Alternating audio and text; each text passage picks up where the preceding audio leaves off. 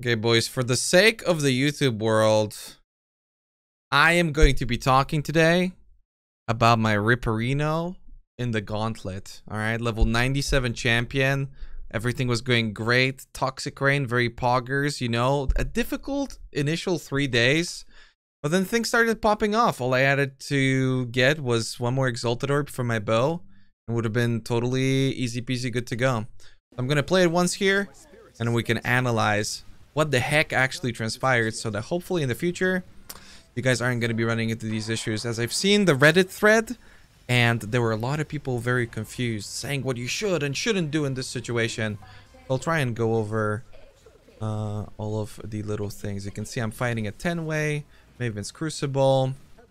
Unfortunately, I had to do this because I was incapable of finding a formed invite. What? And just like that, I Did I died. get cursed? No, it couldn't have been fire. I have perished. My initial reaction, probably got cursed, you know, but I was actually overcapped on fire resist. And you can see that I tank for a pretty substantial amount of time, right? A lot of people would assume that this is a mistake. You shouldn't be face tanking, but that's simply how this build works.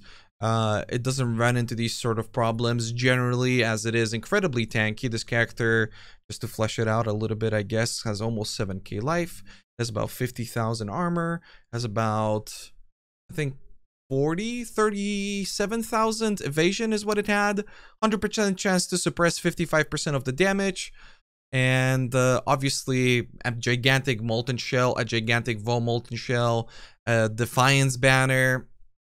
And we've got 30% damage reduction taken from being a champion, as we do have, of course, the Fortify, so the Fortitude over here. And then we've got the Conquerors, so 10% reduced damage taken if you've taunted an enemy recently. And we've been attacking for a pretty substantial amount of time here, meaning that we've most definitely hit something and taunted. So these are pretty freaking major defenses, but the way that you have to generally play this character, I mean always, it's practically melee unless the target is ranged, and because of the pod stacking, you're generally face tanking. I've got automatic flasks with the use on full and then gain charges when hit, and everything's looking good, right? No problem. Again, I can stand in these mobs. This guy isn't particularly threatening. This guy isn't threatening either. You can see no damage taken. There's also a Promenade boss over here, and she was somebody that I was afraid of. So there's a couple things that go through my mind at this moment. I'm looking at my Molten Shell.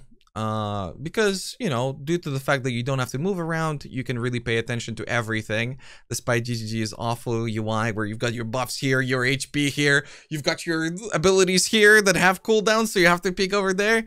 But that's besides the point. You actually have time to do everything. So what I'm thinking right now, this boss is dangerous because she casts a curse that lowers my lightning resistance, and at that point I think I would be at 65 resistance, which isn't exactly something that you want to be dealing with in a 10-way, as there is a multitude of bosses, right? So I'm like, okay, I'm gonna tank her, I'm gonna fight this. Leyline boss doesn't do anything at all. She doesn't do anything unless I'm standing in a curse. But then unfortunately, what I do not notice is the Aberrant boss, the boss of Summit. And this was a boss that I was particularly cautious of because I didn't want him in my 10-way due to the, well, bug or a visual bug that I'm going to explain in a second. But right now what I'm doing is I'm looking at my Molten Shell. I know that it's about to expire, but it's still a pretty big, juicy Molten Shell. And then I'm going to pop my Vol Molten Shell, and I'm going to pop my banner. However, because the boss runs over from underneath the screen and instantly attacks, I don't really have a whole lot of time to react. And as you can see, in just a second, my Molten Shell runs out about like 1/10 of a second before he actually hits me. It runs out right there, and the next frame I take damage. Unfortunate, but how the heck do I take so much damage? This boss really shouldn't be hitting that hard. Well, this is Gauntlet, so 20% more damage or increased damage dealt by these guys. But the really unfortunate part about it is that this is a 3-attack combo. So if I slow it down for you guys. Ooh, the slowest 3 seconds. So I'm waiting over here. I'm thinking, okay, I'm going to pop my Molten Shell. I'm going to pop my Defiance banner the second this runs out. This guy runs over and you can see 1 attack, 2 attack, and a 3rd one in the middle. But there's a pretty big difference between the way that they look.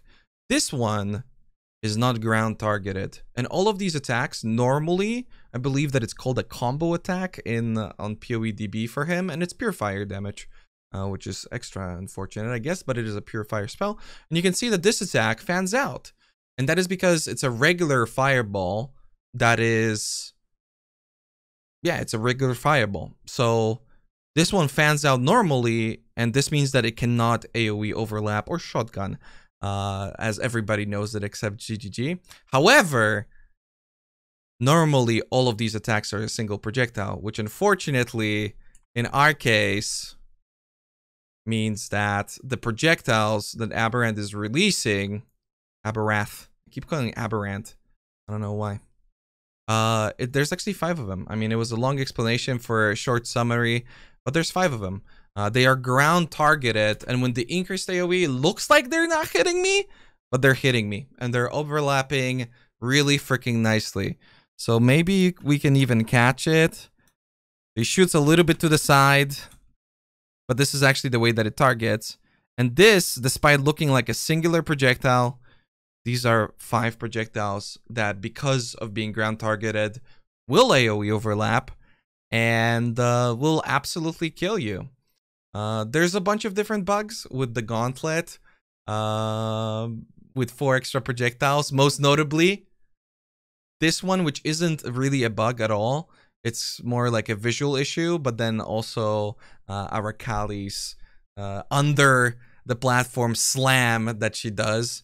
So if you're still doing the gauntlet, most definitely stay away from that boss. If you got a killer, just don't go in melee range and you'll be 100% safe 100% of the time. But for him in particular, yeah, with the extra AoE, you can see the wave is just enough to hit me. And then the second one gets me right there. The snipe from Aberrath is also pretty epic, I gotta say. Exactly at the right time, exactly in the right moment. And yeah, as a player, I guess if you find yourself in this situation, what could you improve? Many people suggested to move, but the reality is that if you're not face tanking with this character, you know, the average Redditor's advice of just run around lol would have left you approximately in about Act 9.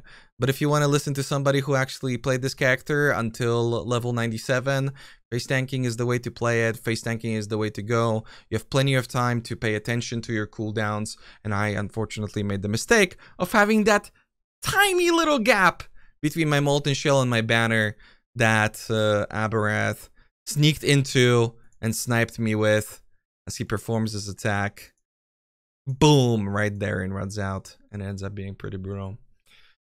So yeah, pay attention to your rotations, pay attention to your cooldown. If you're still playing the gauntlet, good freaking luck. It's a pretty hard one. I in particular have already rerolled and am currently in maps. I just entered maps on a Pathfinder. So I'm probably gonna have another rip review for you guys coming up soon because yeah, I don't expect the character to live. It's Toxic Rain Pathfinder, as I had a lot of gear left over, or not really gear left over, but potential gear left over that I'm looking to utilize. And hopefully it's gonna go better. Honestly, super strong build. The only problem that it has are degens. So I'm hoping, I'm keeping my fingers crossed that the Pathfinder is going to be feeling at the very minimum equally as strong. Yep. Thanks for watching. Hope this cleared some things up for you guys. And see you in the next one in a couple days. Yep.